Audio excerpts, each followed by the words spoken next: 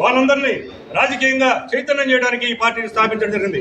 అదేవిధంగా చూసినట్లయితే ఈ రాష్ట్రంలో అనేకమైన దాడులు బడుగు బలహీన వర్గాలపైన మొన్న కాపు సోదరులను కూడా సజీవ దహనం చేయడం జరిగినది. ఈ రాష్ట్రంలో పాలన సరిగా సాగుతుందా లేదని చెప్పేసి మేము ప్రశ్నిస్తూ ఉన్నాం. అదేవిధంగా చూసినట్లయితే మొన్న బీసీ కులాలపైన ఒంగోలు ప్రాంతంలో కూడా గొర్రెల కాపర్లపైన దాడులు జరిగినాయి.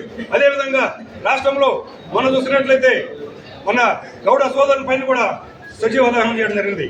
రాష్ట్రంలో జరిగిన అనేకమైన దాడులు జరుగుతున్నాయి. వీటన్నిటిపైన కూడా మేము ప్రశ్నిస్తున్నాం.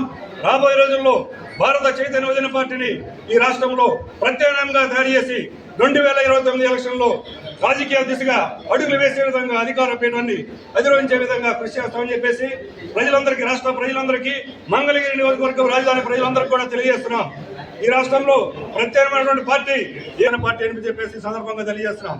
ఈ సందర్భంగా మా అధ్యక్షుల వారికి జనపదైన శుభాకాంక్షలు తెలియజేస్తూ ఈ రాష్ట్రంను దశ దిశ మార్చే విధంగా ఆయనకు భగవంతుడు నిండు నూరేళ్లు ఇవ్వాలని చెప్పేసి తెలియజేస్తూ మీ అందరూ కూడా మరొకసారి నమస్కారం తెలియజేస్తాను.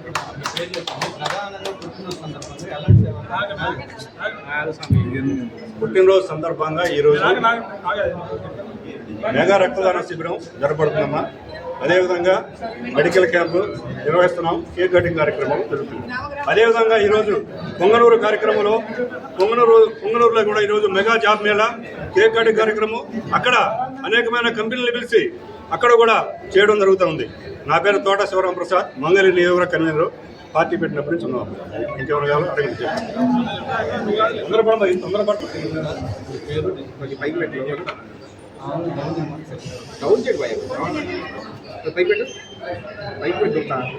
ఈరోజు చాలా శుభదినం.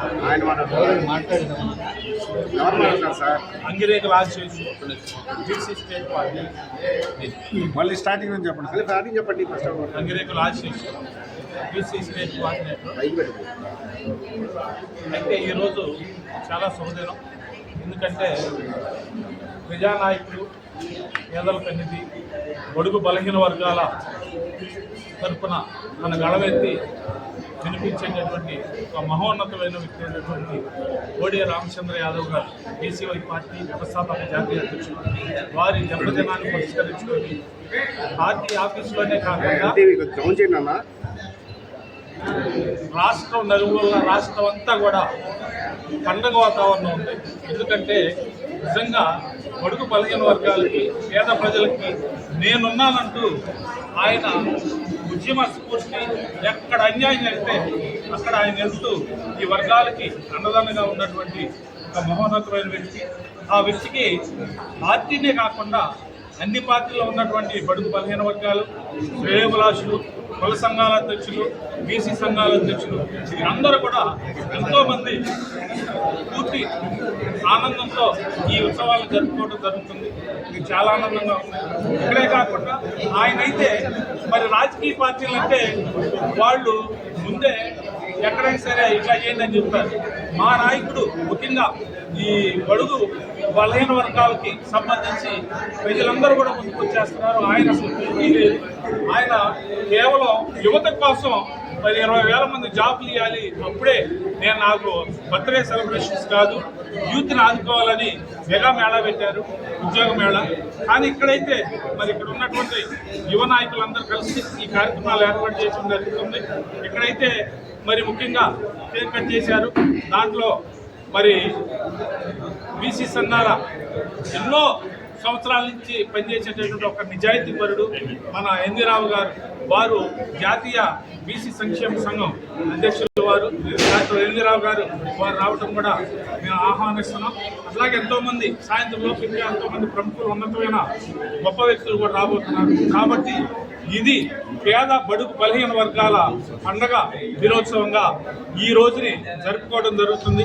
కాబట్టి మేమైతే ఒకటే చెప్తున్నాం, ఈ రాష్ట్ర ప్రజలందరూ కూడా అందరు కుల మతాలకి అతీతంగా బడుగు బలహీన వర్గాలకి సరైన నాయకుడు వచ్చాడు, సరైన పార్టీ వస్తుంది. కాబట్టి రానున్న రోజుల్లో మరి ఆయన ఈ రాష్ట్రమంతా పర్యటించి భరోసా యాత్ర ద్వారా ఈ అన్ని వర్గాలను ఏకం చేసి మరి రానున్న రోజుల్లో నిజమైన సేవ చేస్తానికి, నిజమైన నాయకుల్ని ఎన్నుకునే విధంగా భరోసా యాత్రని ముందుకు తీసుకెళ్ళిపోతున్నారు. కాబట్టి ఈ రోజుని చాలా గొప్పదినంగా అందరూ భావిస్తూ ఆయనకి ప్రత్యేకమైన శుభాకాంక్షలు తెలియజేస్తున్నాం.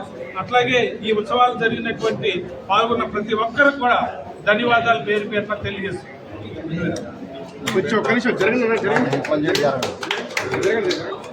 నా పేరు డాక్టర్ ఎన్వీరావు. ఒక్క నిమిషం అందరూ మాట్లాడారు. Ready sir. నా పేరు doctor NV Rao, BC international welfare association రాష్ట్ర అధ్యక్షుడు నేను. ఈరోజు బీసీవై పార్టీ జాతీయ అధ్యక్షుడు, మా యువజన నాయకుడు, మరి మా బడుగు బలహీన వర్గాలకు ఆశాజీవైనటువంటి మన రామచంద్ర యాదవ్ యొక్క పుట్టినరోజు జరుపుకోవడం చాలా సంతోషదాయకం.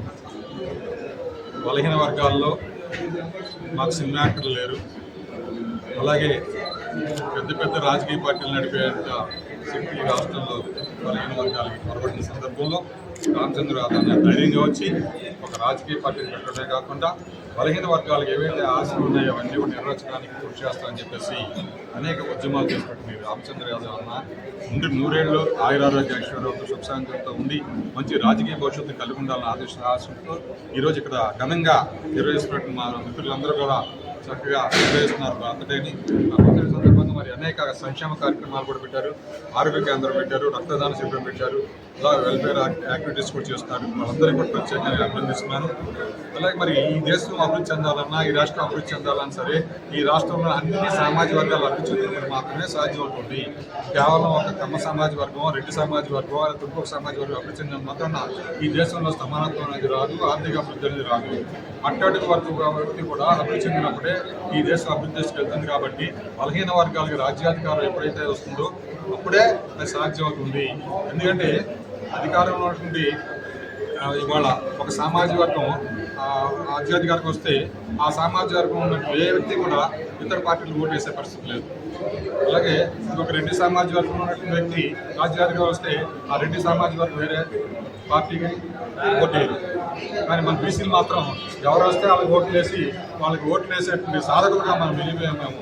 అలాంటి పరిస్థితి నుంచి బీసీలకే బీసీ ఓట్లు వేసుకొని బీసీలు కనుక రాజ్యాధికారం సాధించిన రోజు అక్కడి వర్గాల సంచార జాతులు అందరూ కూడా అభివృద్ధి చెందడానికి అవకాశం ఉంటుంది. కాబట్టి ప్రభుత్వం ఇలాంటి వారిని ఎంకరేజ్ చేసుకుని పోయి ఆంక్షలు పెట్టి ఇబ్బంది పెట్టకుండా నేను 100 ఏళ్ళు చక్కగా ఉద్యమంలో పాల్గొని మంచి రాజకీయ భవిష్యత్తు కలిగి ఉండేట్టుగా సపోర్ట్ చేయాల్సిన బాధ్యత మనందరిపై ఉందని తెలియజేస్తున్నాను.